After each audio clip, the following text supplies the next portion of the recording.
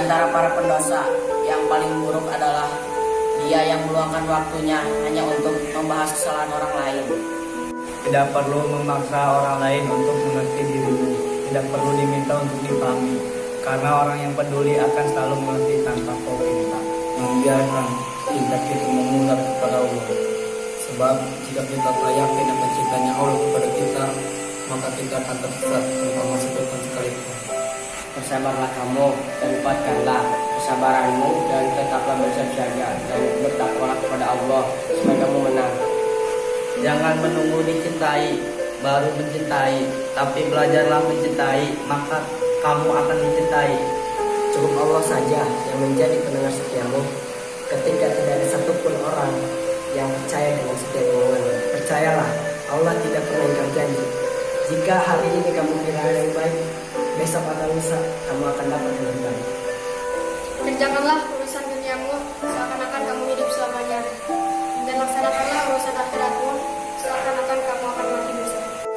Membiasakan dan melatih diri untuk menerima nasihat adalah keutamaan yang sangat ingin diraih oleh orang-orang yang berakal. Sebaliknya, orang-orang yang sombong dan dungu akan merendahkan dan menolak nasihat.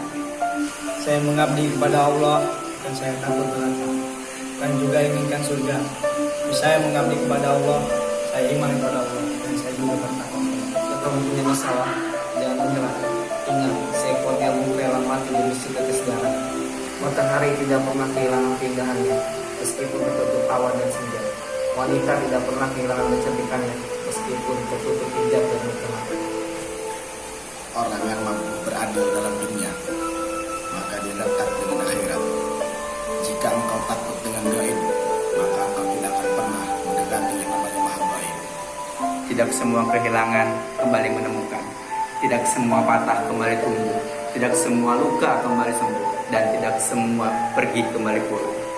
Jangan terlalu berharap kepada omongan dan jangan terlalu menunggu kepada janji.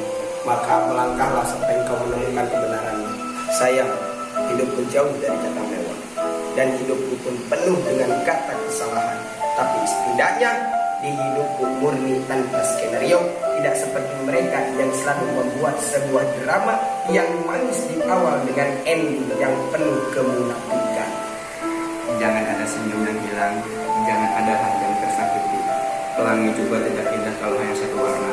Kopi juga tidak enak kalau hanya satu rasa. Intinya perbedaan itu ada untuk saling